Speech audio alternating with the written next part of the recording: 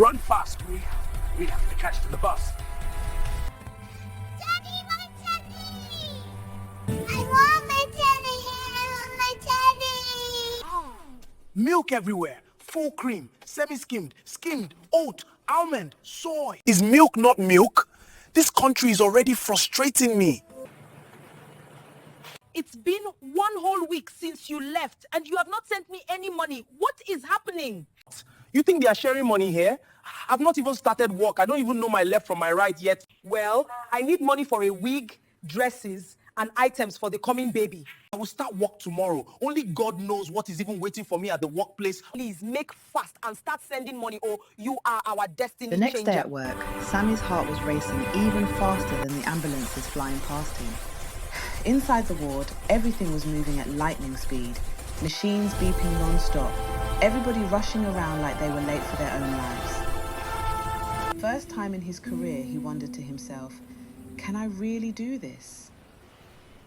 When the shift finally ended, he felt completely drained and totally unsure if he could handle it. Then it hit him.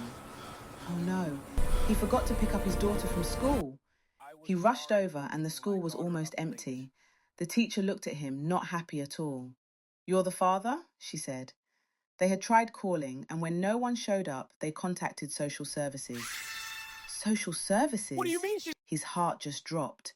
He'd heard all those stories about kids being taken away from their parents, and he was not ready for that. No way. As they walked home together, he wondered, is this what living abroad is really about? Oh, you are my new neighbor. Thank God I will no longer be lonely. How are you settling in? Hope everything is okay. Not so good. And why is the street so empty? Where is everyone? They are there, oh, they are like ghosts. You hardly see them. I've cooked something so you guys can come around if you don't mind. So why did you decide to come with your daughter? I have an auntie in the UK who promised to support us when we came, but I never heard from her since we came. Don't worry, I'll help you take care of her. Amma, Sammy's neighbour who'd been in the UK for years, became his guide during those early days. She explained how things work here, especially how seriously they take childcare. Sammy thought she was beautiful and smart. One night at work, an elderly patient asked him to take him outside for a smoke. "What?" Sammy asked, thinking it must be a joke. But the man was serious. Since he needed a wheelchair, Sammy had to go with him and wait. He stood there shaking in the cold, watching the old man puff white smoke into the night sky, just amazed by it all. After his shift, at the crowded train station, every seat was taken. He saw a man with a bag on the seat next to him and politely asked if he could move it. The man didn't respond. Sammy asked again. Nothing. Heat rushed to his face. So this is how it begins, he thought. Is it my accent? My skin?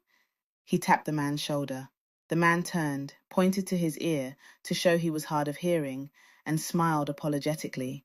"Sorry," he mouthed. Embarrassment washed over Sammy. He sat down quietly, realizing not everything should be interpreted through the color of your skin. Finally home, he collapsed into bed after a long night shift. His daughter had stayed with Amma as usual, and Amma had even taken her to school already. How would he manage without her? Thanks to Amma, even his issues with social services seemed resolved. She's too sweet, he thought, lying there. I think there's something more to it. One evening, as they stood talking by the door, out of nowhere he softly held Amma's hand, moving closer than usual. Their eyes met. "I'm sorry to inform you, but she will be placed in a foster family while the assessments are ongoing." Please don't take my child away. Please, I beg you. Now here are the rules. Don't follow us. Don't contact her directly. You must cooperate fully.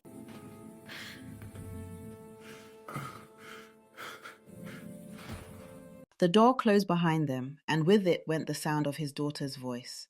The house fell into a loud silence. Sammy sank onto the sofa and stared at the empty space. That was when the guilt began to consume him. Thoughts flashed his mind. He blamed himself for overworking and not making time for his daughter. He thought about Emma And that evening, he blamed himself, destroying their friendship, and he could not stop the event of that evening playing over and over in his mind. What are you doing, Sammy? You are a married man, for Christ's sake. But I thought... You thought what? Can't someone be nice to you just for the sake of it? I took you just like a brother. I'm so sorry. He mistook her kindness for something else and ruined the only sense of home he had found in this cold place. If only he had not been so foolish to think Emma was falling in love with him, they would still have been friends, and Emma would still have been there to support him with her daughter, and the social services would not have come. Work also offered no refuge. It's been over 3 months now since he had been in the UK, and the pressure from his work only intensified. He was constantly reminded to communicate better, to follow every policy to the latter, and he is under constant threat that his license will be taken away if he makes any mistakes. During one night shift, the ward was understaffed, as usual. Call bells rang endlessly, monitors beeped without mercy. Sammy had already covered 2 extra patients because 2 colleagues called in sick. His body moved on autopilot, jumping from one patient to another like a headless chicken. Then one patient suddenly deteriorated. Kwame rushed to attend to him. He checked vitals, called for help, followed protocol exactly as expected. Thankfully, the situation was stabilized. No harm done. But later, Kwame was called into the office.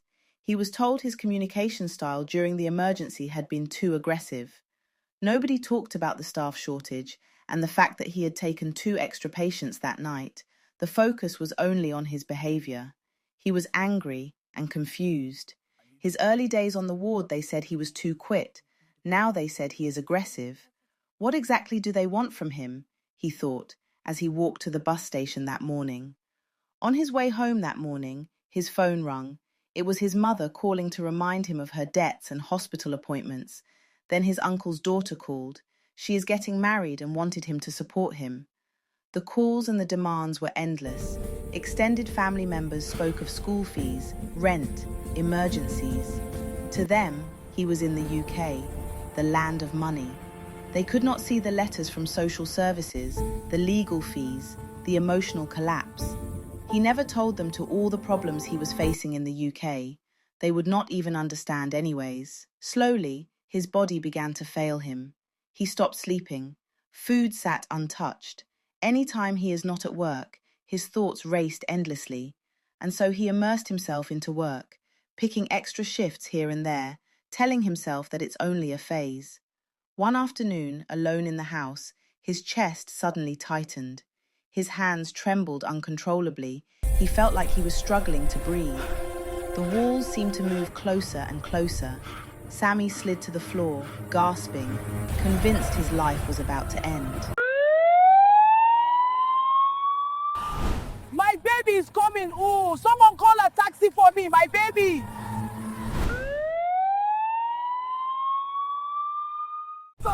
Please, hurry up, I'm bleeding. It's not my fault, my sister. It's traffic. It's not my fault.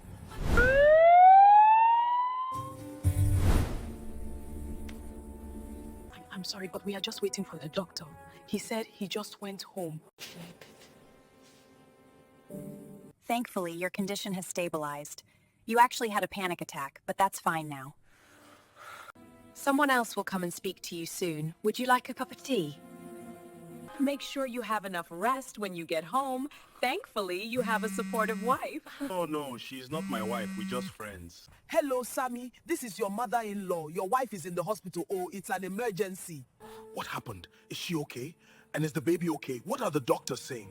She is not fine. Oh, they said we have to pay deposit before they can do anything. Please send the money fast and add my own to it. I have not finished paying my debts. Hello, this is Antina. Hello, how is she now? You need to send more money, please, now. But I just sent money to her mother. What again? They said she needs blood transfusion right now, and we have to pay that right now. I'm sorry, this is not what we were hoping for. So sorry for your loss. My baby! My baby! It's just too much to bear.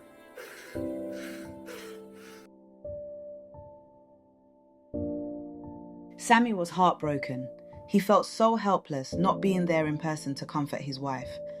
But he did have someone to lean on, Emma. From the time she helped him to the hospital, Emma had decided to be there for Sammy, one more, at least for this period of his loss. But as the months passed by, the two of them only became more and more inseparable. I remembered some months ago you said there was nothing between us. Well, things have changed, obviously. Yeah, I can see that.